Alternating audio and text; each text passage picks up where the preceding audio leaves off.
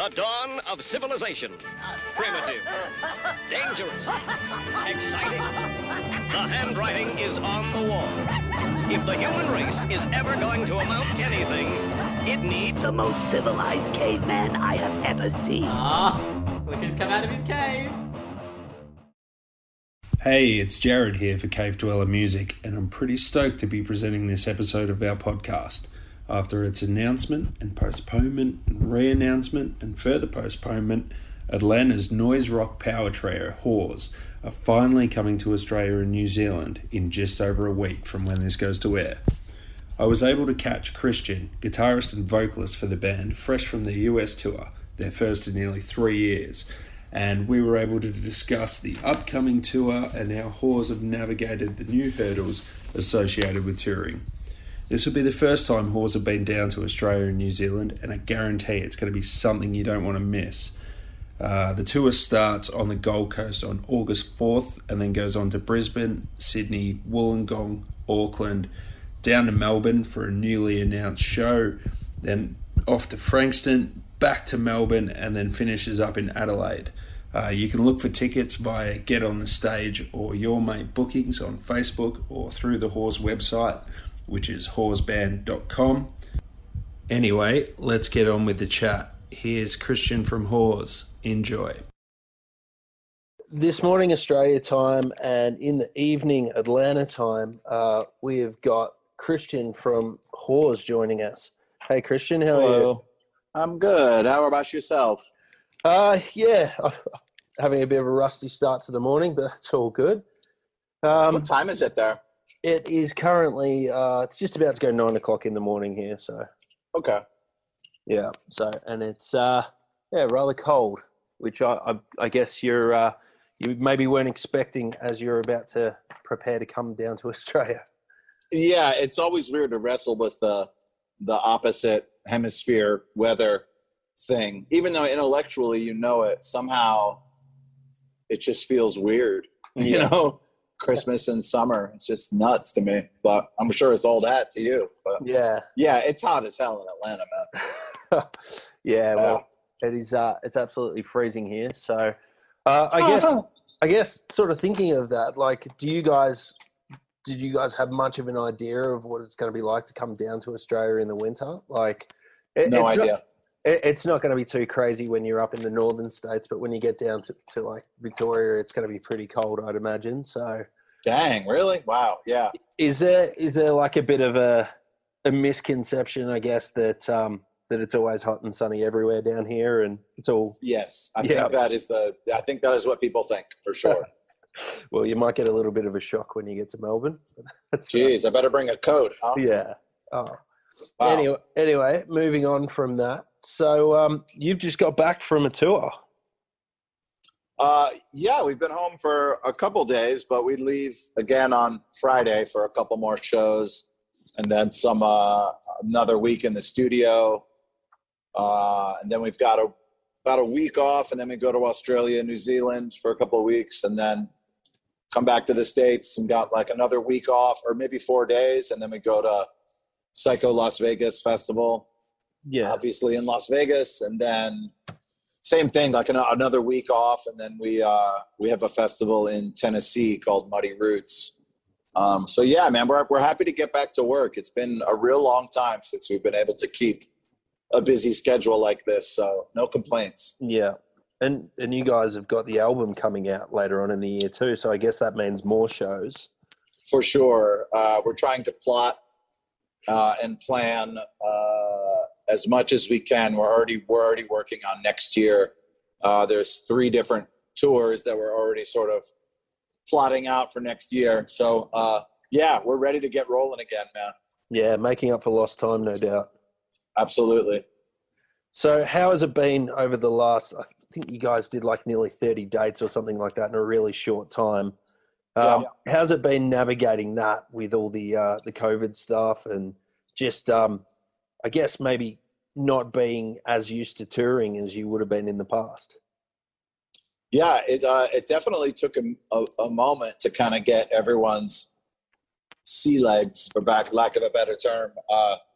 It definitely took a while. I mean, we have prior to the pandemic, we're sort of, I think we're sort of known as a heavy touring band, and we like that, but getting out of it for nearly 3 years was crazy, and we hated it. I mean, we just hated it, not being able to play shows and connect with people, and we have to work jobs that we're not necessarily crazy about, and yeah, it's so getting back to it. I mean, traveling is, and the physical act of playing the shows, it's cliche to say, but it's it's 1 hour out of a 24-hour day. So like the travel aspect of it is what really you have to get used to. Not really playing shows every night, but traveling every day, really. Yeah. Kind of getting your sleep schedule, worked out for what you need, and, dietary stuff and all those things that, you just sort of get accustomed to it, and it becomes second nature once you're doing it a lot, but you stop doing it and start living what passes for a normal life. And there's definitely some adjustment that takes a little time, a week or two really, to get sort of back 100%, Yeah.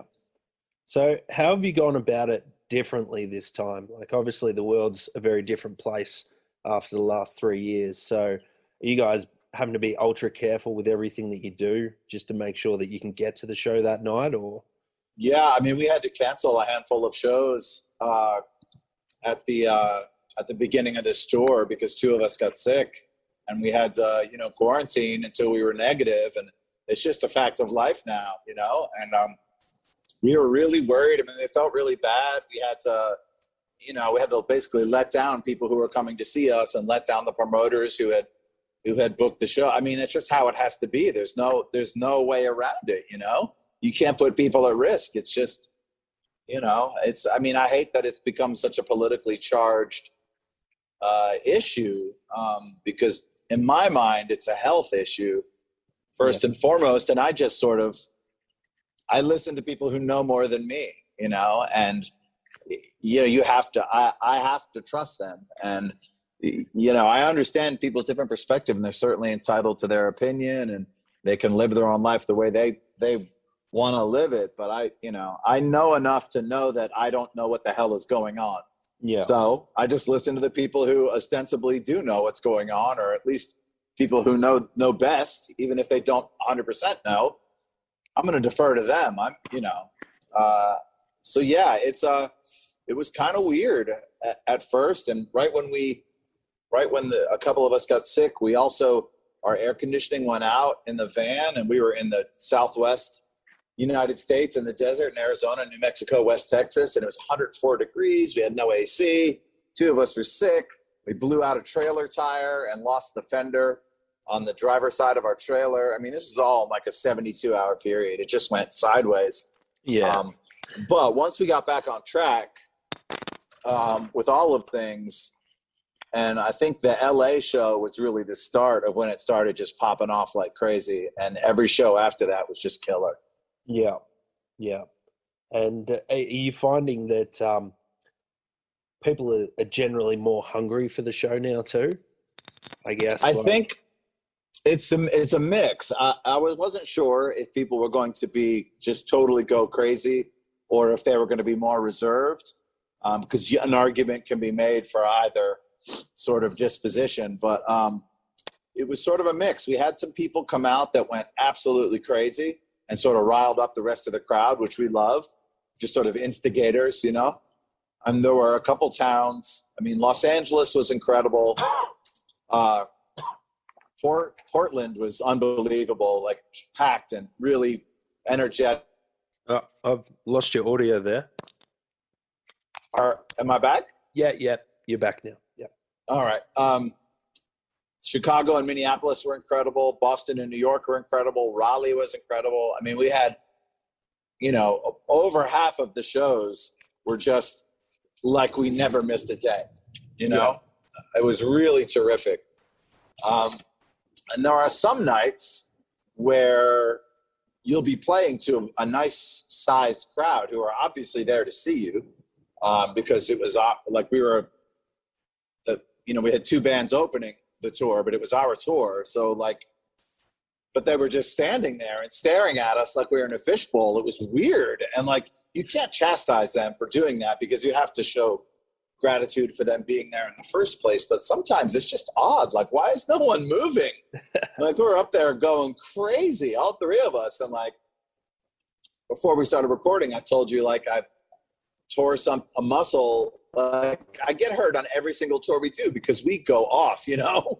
And when we're doing that and it's not being reciprocated, it's just weird. I don't understand what's going on sometimes. I can imagine. Yeah, so I don't know. For the most part, it wasn't that way. But when that does happen, it's always shocking. Does that kind of spur you on to go a little bit harder just to sort of make up for that? Or is it something that you kind of feel a little bit deflated by? Or sometimes I learned early on when we really started touring real heavy, and I would sort of focus on the one person who was like, had their arms crossed and was kind of scowling at us. And then I realized that, I'm not going to give someone who's not having a good time all of my energy. Yeah. I'm going to concentrate on the people who are throwing down. And like, I'll point people out in the crowd while we're playing and, I say like, look at this person. This person is having fun. You guys look at this person. See how much fun they're having? You guys should be good. Like, I totally just focus on the people who are into it. And it's the same way with booking shows. Like, if we do really well in one town and don't do as well in another town, I'm not going to try to get that other town up to par. I'm going to concentrate on the people who want us there and put on a killer show for them and not even go to those other towns. We don't have to be all things to all people. Yeah. Well, I guess I learned early on to concentrate on the good stuff and kind of give them all my focus and energy. Yeah. That sounds like a perfect way to do it. And I guess those people that do really want to see you are going to be willing to spend a bit of time traveling to a show, I guess. For sure. We get that a lot. People say they travel X amount of time to come see us because we didn't play in their town. And it's a bummer, we want to be everywhere, but, we're not going to go to a town and ask them, to do us a favor by hosting our band. It's like, we just don't have to go there. We can just keep going. It's okay.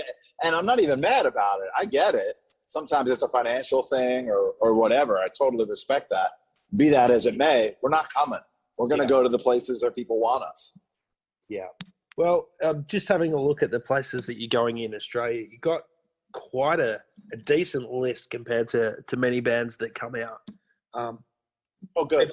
People are still going to have to travel, but I think you'll find that people will be more than willing to. We've been waiting. I think it was 2020 that the shows got announced, and we've been waiting. Yeah, right as it was happening, right as 2019 turned into 2020, I was messaging with promoters saying like, hey, I don't know if you're following the news or not, but something's going on.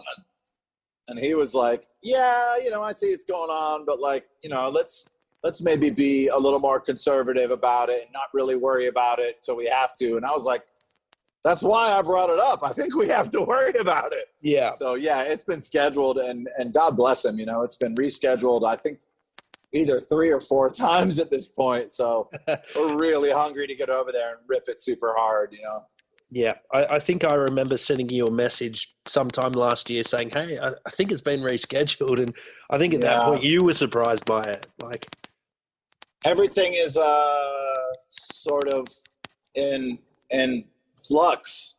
Yeah. Nothing is certain anymore. And, I've just learned how to I think everyone has learned how to just adjust to this.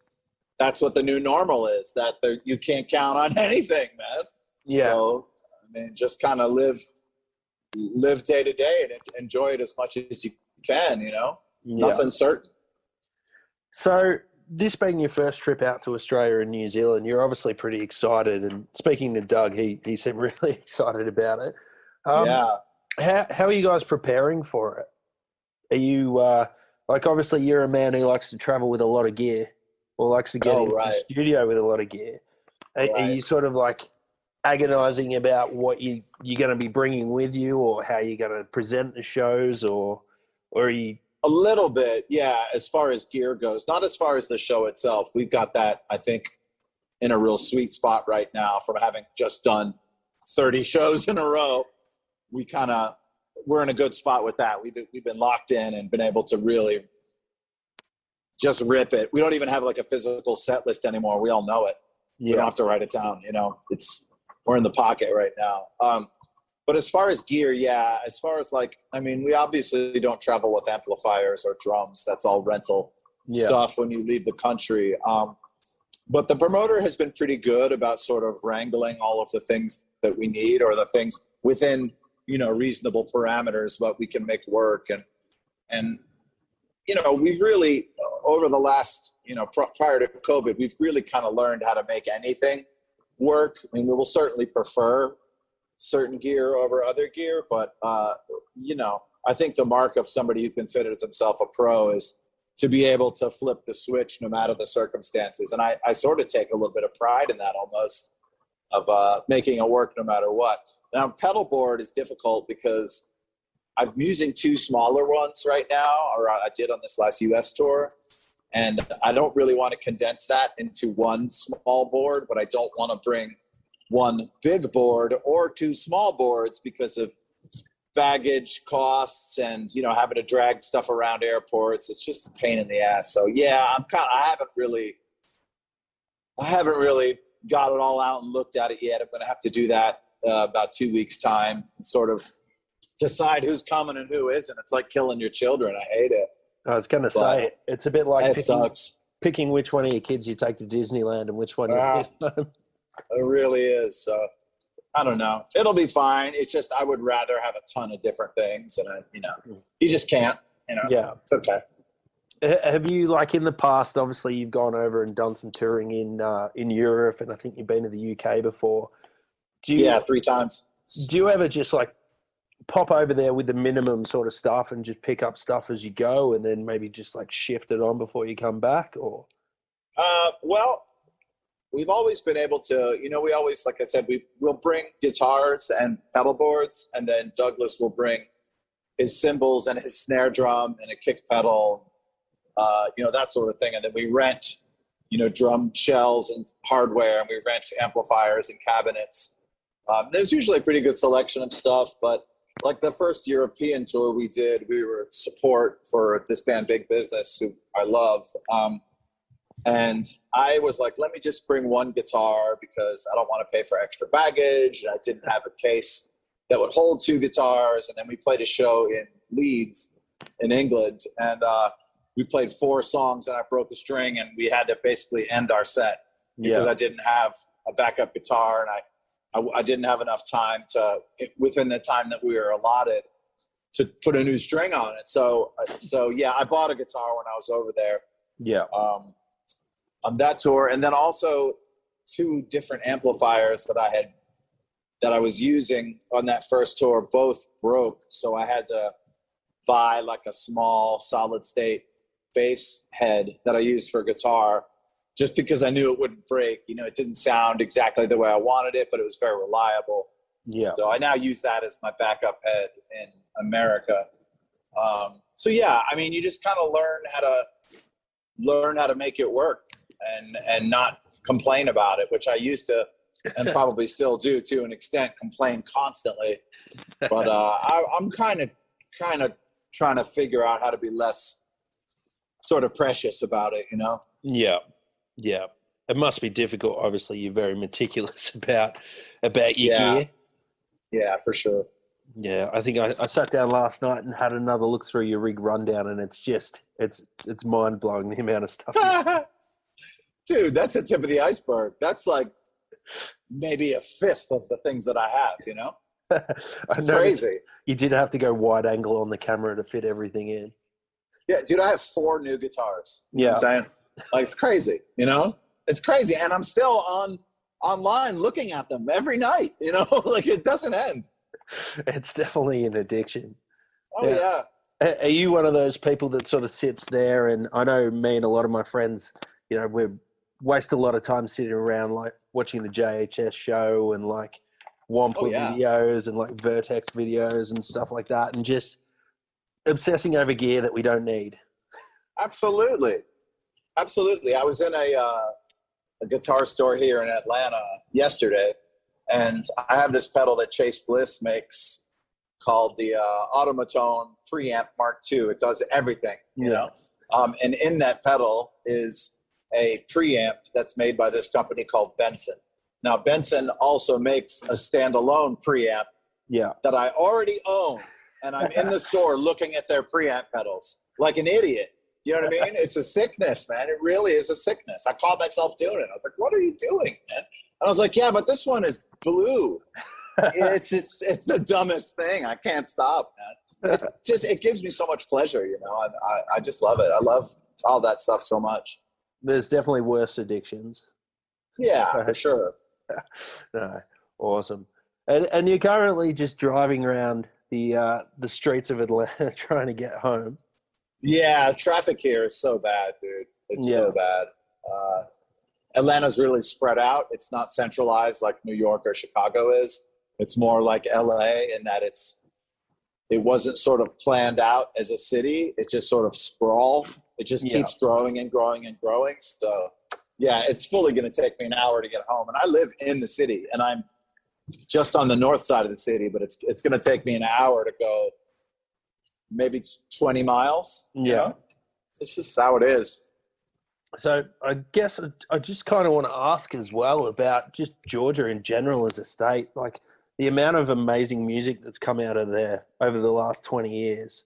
Like some of the bands that you obviously played a lot of shows with, but just straight off the top of my head, you've got like Mastodon down there.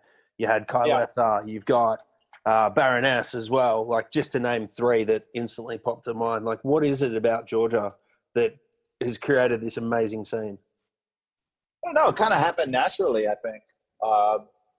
It's a smaller scene than people realize. I mean, we practice at Bill Kelleher from Mastodon has a studio and, a handful of practice spaces, and we practice there. I'll be there tomorrow, you know. I don't know. I don't really know. I mean, there was like in the early 2000s, there was kind of a heavy kind of sludge sort of scene in the South, in the American South, with New Orleans and Atlanta and Savannah, Memphis, Nashville, sort of bands that, fused kind of punk and metal, sort of punk bands kind of trying to play metal, which is where a lot of those bands came out of. And I think it just kind of happened naturally, Kailasa used to be this band called Damn It, D-A-M-A-D, and they were incredible. I used to see them all the time. And that was kind of part of that same scene that Mastodon came out of, and Baroness as well. I don't really have the answer to that, because there's that whole like heavy music scene, but there's a really vibrant like punk scene here, and like house shows and like really young bands that are really I hate using the word really, but a lot of bands who are excited and pretty tough sounding, and there's not a lot of crossover, strangely. I love all those bands. We try to have those bands when we do an Atlanta show. We try to get some of those bands on the bill, so it's not just three heavy rock bands, but we'll have one that's more.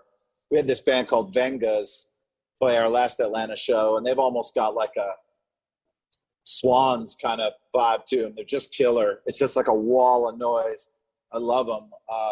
And there's also like kind of a heavy garage rock scene here too. Bands like Black Lips and Coat Hangers sort of came out of the same scene. And Deer Hunter came out of that scene too, even though they're more of like kind of a shoegazy band. And there's just so many people here, and there's so many people moving here, that I think it's a function of math. It's just there are so many people here, you're going to get a couple good bands, Yeah. Well, it would have been really interesting, I guess, as you guys were sort of coming up and making a name for yourselves, like being able to be around some of those bigger bands that were coming out of that scene as well. Was there a bit of a kind of leg up given to you guys by being in that scene, and sort of like once you make a name for yourself down there, do you get thrown on bills? You've obviously toured with like Baroness and Kailasa before. We've played shows with both those bands, and we haven't toured with them. We've done like festivals and stuff together. Yeah. And we know them socially and stuff, but we haven't really gotten what you'd call a leg up from any of those bands, but we have from Red Fang, even though they're from Portland, the other side of the country.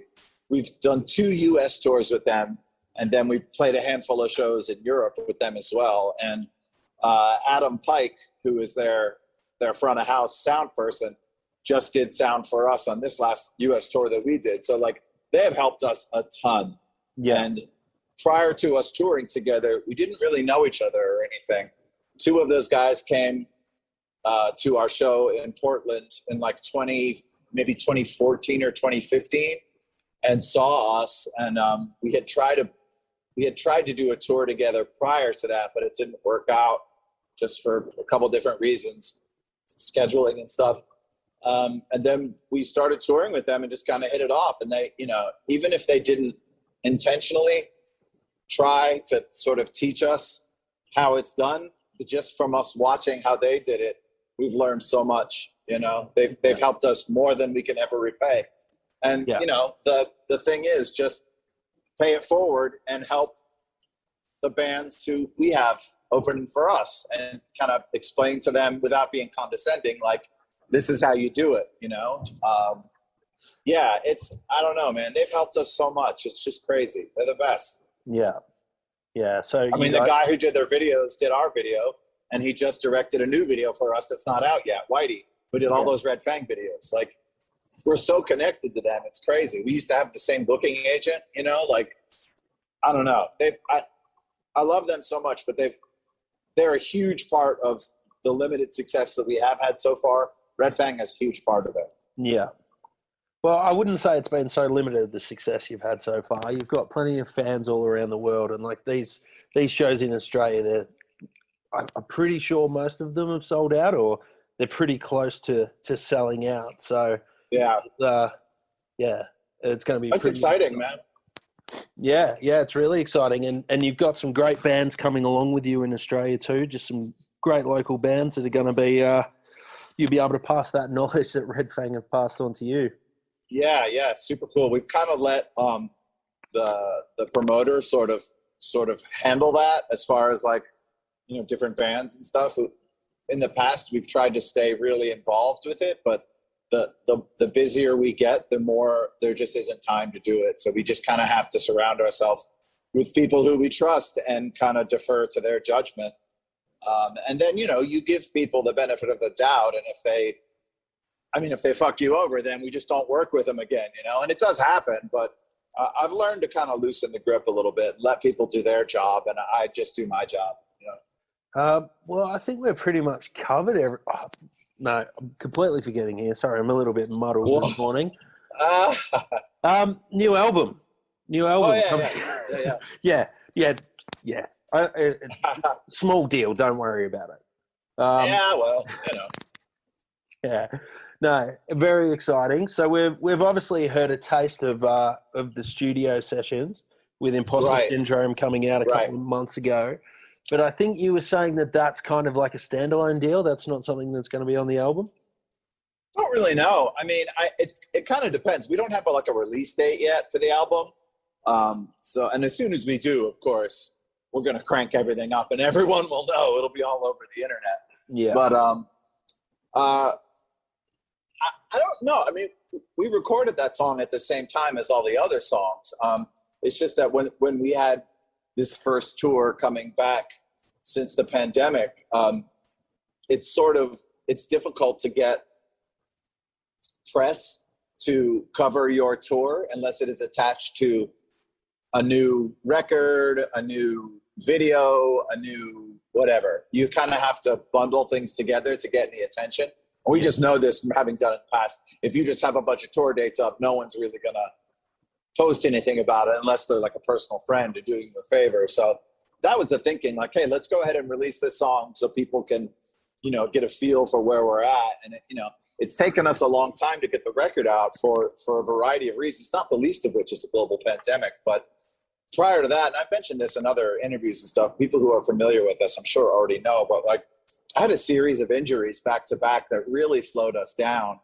And then like getting getting Douglas in the band and kind of like us all playing shows together and playing really regularly and kind of, you know, feeling each other out creatively so everyone feels satisfied in their role. It just takes time, you know. We're not the kind of band that goes, here's your part, play it. I mean, we're just not. We do stuff together. I mean, I write all the words, but as far as arrangements and as far as riffs and all that stuff, like, we all do it together and everyone has equal input, you know? So that just takes time to do, you know, because writing at its core is revision.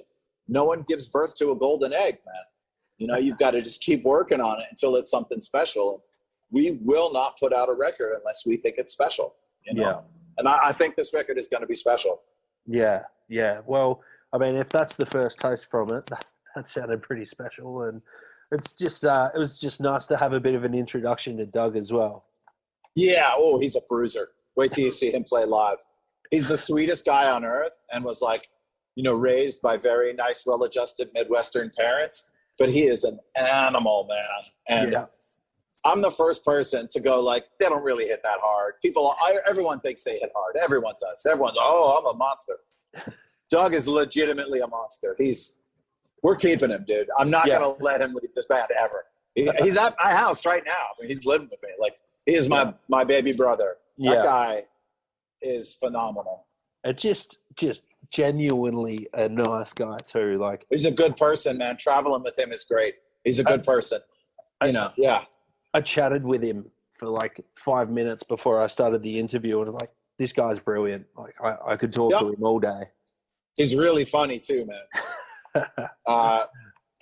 When we were at a show near the end of this last tour, these fellas bought a poster, and they wanted everyone in the band to sign it. And Douglas was breaking down his drums. And I said, hey, Douglas, do you mind coming and signing this poster for these guys? And Douglas said, I'll sign it twice. He's funny, man. He's always, he's a really bright guy. He's a hell of a musician, not just drums. He can play guitar and bass and keys and everything, you know. He's great. Awesome. Yeah. Well, I won't hold you for too much longer, but really excited to see you guys down in Australia and New Zealand, and I'm sure you guys are thrilled to be coming too. So shows on the Gold Coast, in Brisbane, Sydney, Wollongong, Canberra, Frankston, Melbourne and Adelaide. So you're covering a fair bit of ground, and really excited to have you down here, and looking forward to having a chat with you when you land in the country. Oh, for sure. I'm a big coffee person, and from what I understand, Australia has got like the third wave coffee on lock. So I'm excited about that. Also, my two favorite bands ever in my life are both Australian bands, and that's AC/DC, Akadeka, if you guys call them, and the Birthday Party.